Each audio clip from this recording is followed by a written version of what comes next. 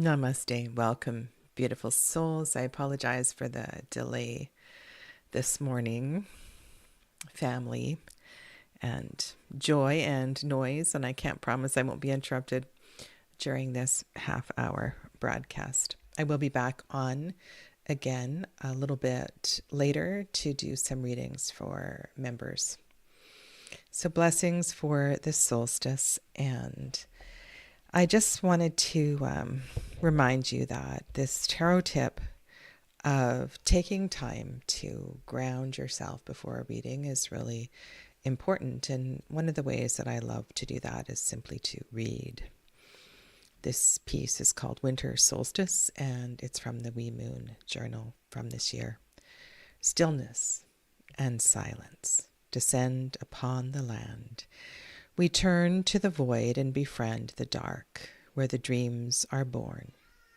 Slither with snake to the other side of suffering, and she finds a lightless space. Becomes still without sight and sheds her old skin. Travel down deep into the belly of the mother. Feel earth envelope you like a midnight blanket. Hush. The wisdom of Gaia is heard only when we become quiet and still. Love and harmony reign in the collective dream of a new world. We are challenged with the task to forgive what has been. Making peace with what is, we make space to create something new. Brave the unknown path ahead. Our intentions and manifestations must not be limited by our own imagination. What awaits is beyond our wildest dreams and wondrous imaginings. Allow the hand of the goddess to work in our world and hearts. Greet the flicker of ever-present light within. This heart flame will grow through this season and deliver us and our kin to spring when the light of sun returns. Mahara Thomas. So welcome to Mary Beth and to Jen. Namaste, Clevis. This is just such a special time of year, and I'm going to go and gather some greens and sort of put a few more things on my table for this afternoon. I wanted today to, with the offering of what to do with your tarot deck besides read it, I wanted to honor someone who I haven't seen for ages on YouTube, and I want to send her love and light and healing. I know that her health is not always, she has a lot of health issues, and yet somehow shows up a wonderful, wonderful energy. Her name is Amelia, and she makes me smile. She's just a lovely, lovely soul. And I want to share with you something of Amelia's, and I'm not going to say her. You'll be able to see her channel name when I share this window. Amelia is here. She is preparing a pot on the left. So this over here is like a soup pot, and she's got tea bags, and she's got some dirt, and I can't remember what. You'll have to listen to the video. Cocoa. She's got nails, rusty nails. She has herbs and all kinds of things. And she is so funny and so entertaining. And what she's doing in this video is actually cooking her Druidcraft tarot deck. I believe it's a Druidcraft that she does in this one. And it's just so interesting. So she's using this process to age and antique the deck. And so I don't know if you have ever thought about cooking your tarot deck, but this is a video on to show you exactly how to do that. And this is not the only tarot deck that she has antiqued in this way.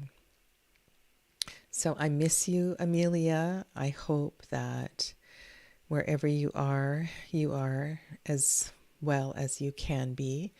And sending you lots of love across the miles. And she's in Finland. So it's something that you may want to try at some point. Cooking your tarot deck. Amelia has a lovely property with, well, she's in nature, just beautiful. Yeah.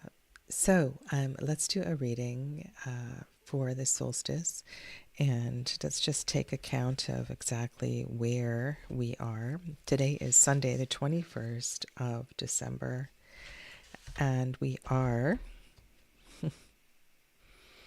Moon and Sun in Capricorn. And this is, in the tarot, this is the place of the Two of Pentacles in the Golden Dawn system. And I want you to think about the most beautiful Two of Pentacles cards that you have seen. I have so many with beautiful flowing energy, and this for me is the card of the, it's the little change card, and it comes at this sort of grand time of year. It is, I think, an invitation to sort of allow change in our lives. And you can see the deck on the table is the Wildwood Tarot. And the Wildwood Tarot has a different numbering system and so forth. We are in the major arcana associated with midwinter solstice is the Hooded Man, so the Hermit. And the Great Bear. The Great Bear is the one that is the judgment card that sits on top of that tomb and has that wonderful meditation that goes with it in the Wild Magic book. And we are in the middle of the time of stones, so 6 of stones. And yeah, so just orienting us, because this is the deck that I'm going to use. As far as a question, as far as, kind of where we've wandered with questions so far in this series, I want to continue to allow a gentleness and unfolding this idea of tradition and connection and how important that is, and also the stillness of it all. The moon is beginning to wax now, and so energy is building and growing toward the new year and all of the upcoming celebrations. And I think the idea as well too in the Golden Dawn system, the Two of Pentacles, is that we find our footing, we find our ground, it's important that we allow change, but also we know how to keep both feet on the ground. And I've talked about this the last few days, how important arriving is. And so I shared with you this morning a reading, and it's one of my, I could be doing a reading for myself. I could be doing a reading for others, or a reading on YouTube. And I need to land before I read. So, on this day of winter solstice,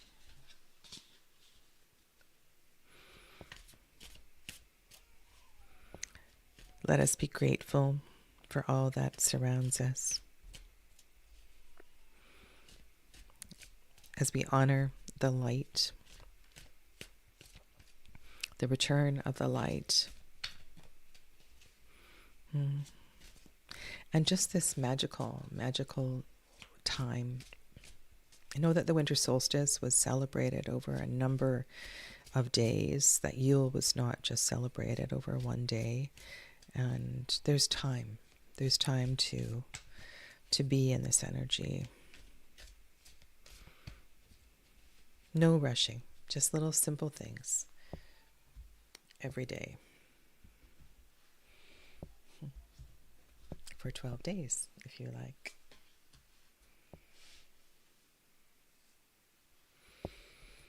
We have a recurring theme. And it's really interesting how this deck often responds to Golden Dawn energy as well. So if we were with a Golden Dawn deck, this is the Ten of Bows as the first card. And I wonder if this level, the keywords in this deck are really interesting. Responsibility is such an interesting word to go with the Ten of Bows. There is a fulfillment as well that comes with it too, that if we are able to carry something through, I like the expression, bring something home, that there's a satisfaction, there's a fulfillment in a way.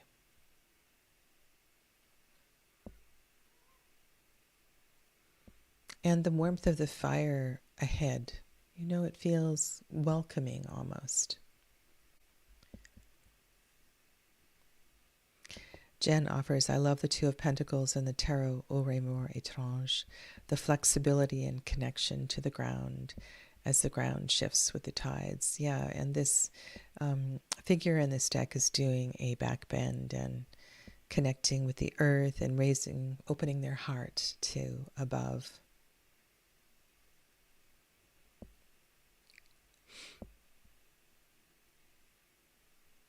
Thank you for sharing that, Mary Beth. All right, so let's build a reading around the Ten of Bows, around responsibility and all that you are working with at this time.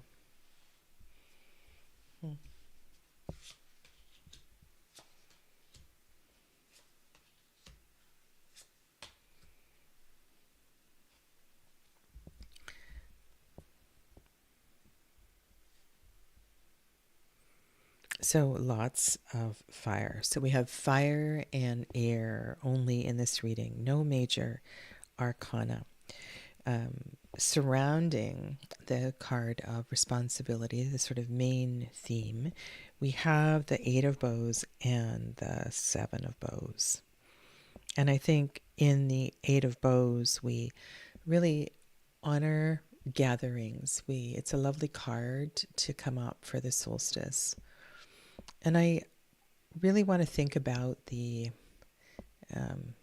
how can we do this simply and feel the fulfillment of it. I think I shared with you some photos of me. I was talking about court cards and assigning yourself to court cards. And there was this one photo of me just sitting on a log at the beach with a very small fire. And there was something about, I remember that day vividly. It was one of my first Sabbats here on the coast. And just, I don't know, it doesn't have to be complicated. There's this connection between you and spirit, you and your honoring of special times. And remember that this is all about your expanding as a being and your growth and your relationship with the elements. And there's something here about the element of fire that really wants to come forth. And I can feel, the preparation in that Seven of Bows. I feel that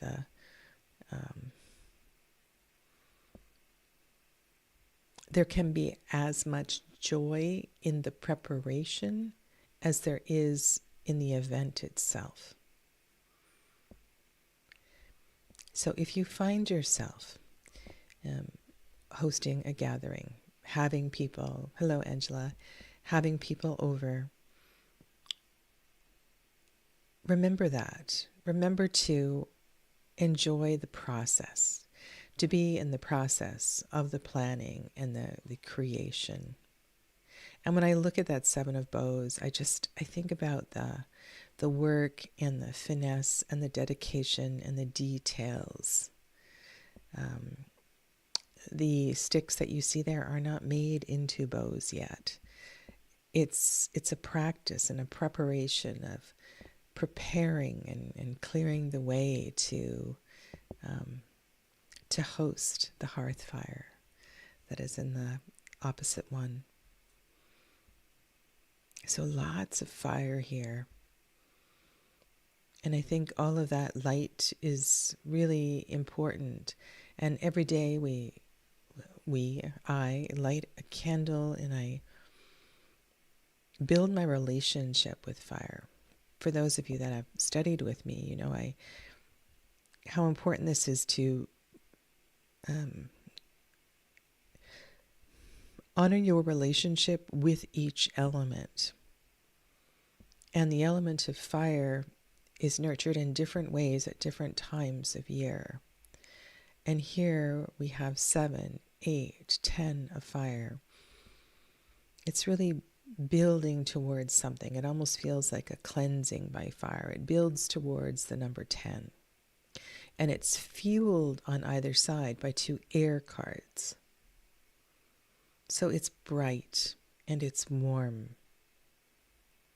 And there's a great deal of wisdom and tradition in the cards that are on either side.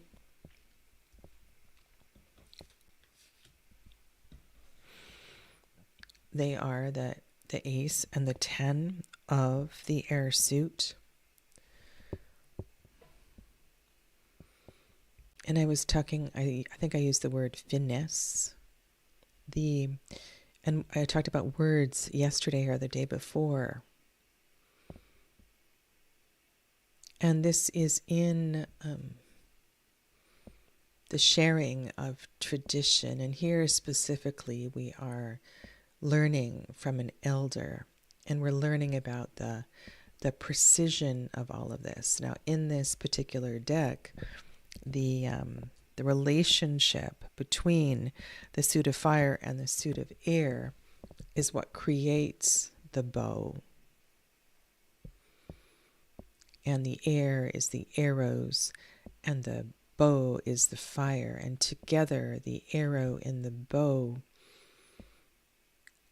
it gives us this, one cannot exist without the other. They need each other as a tool to build strength.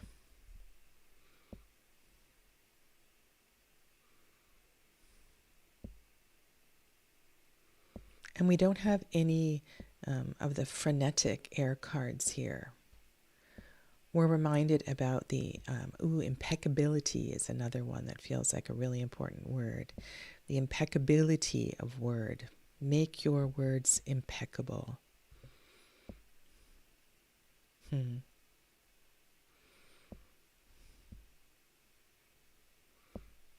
And read from tradition, read stories, pass down these words, pass down these traditions. Let these gatherings be lively and full of light and energy.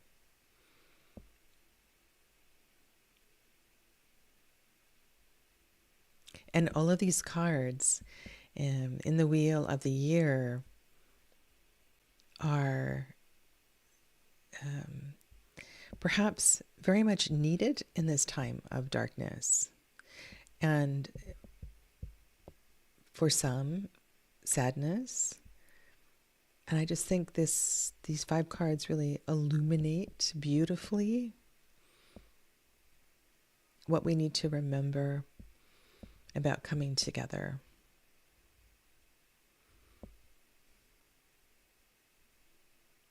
Hi Casey, welcome. I also like how we have 2 10s here. And we are moving towards the end of the year, and these 2 10s seem to, they speak to change. They speak to allowing whatever needs to come to completion to come to completion. I think they really honor completion. And in the busyness of all that is happening with you, your family, around, don't forget about the little things that are for you.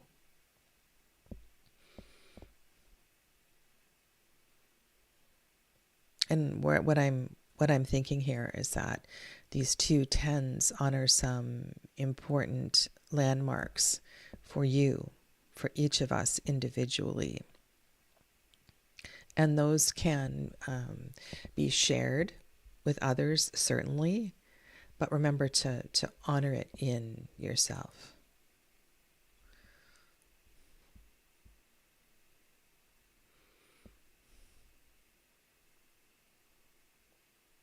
I can see something in these cards that I feel very much in my heart, and that is a resistance of tradition, a resistance of some of the things that I love to do.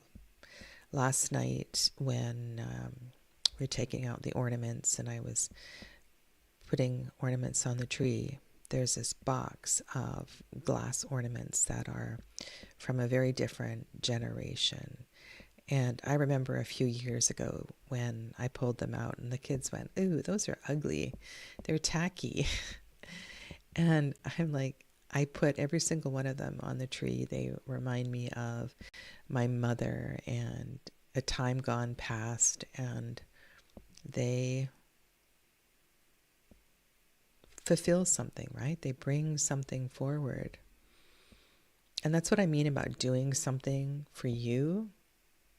It's okay to do it in your way, in the way that brings you fulfillment.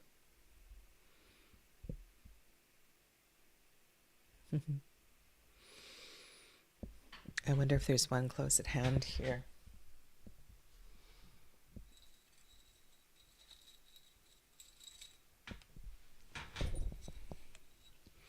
I don't think they're tacky. I think they're just from a different time. They're just from a different time. And most of them are this shape. Some of them are a teardrop shape, and they've got glitter on them. And I've got a whole box of them. They've all survived. And I think they're lovely. They remind me of my mom. They remind me of growing up. And look at this Eight of Bows. There's another important part of this Eight of Bows, and when this card appears in the Wheel of the Year,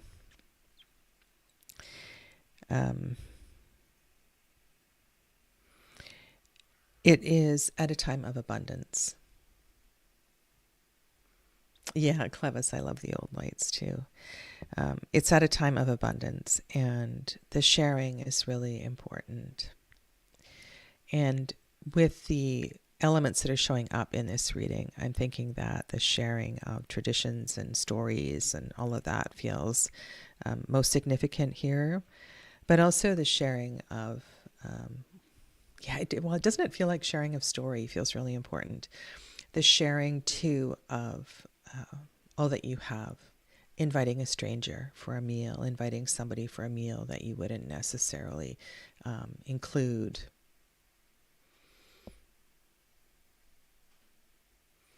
Yeah. The very first year, I told you the story, I'm sure other years, I had an ornament from my grandmother, and the ornament was, I don't know, well over 100 years old. And I'm pretty sure my dog decided to eat it. It might have fallen off the tree. It just kind of broke my heart. So I'm really glad that I still have the box of these ones. Yeah. Mary Beth, you remember those ones? I love to have the Christmas tree in the living room. It marks the beginning of a very special and magic time for me personally. Yeah. And so I will fold up my table and take the screens away and transform this space over the next couple of days. Gather with friends and loved ones. Thank you for joining me here. And like I said, I will be on a little bit later to do a reading for you personally if you like. And I will do a reading for the collective as well. And I will see you tomorrow for the 22nd day of my Advent calendar. And once again, Amelia, if you are out there, sending you love and know that you are missed. Namaste, everyone.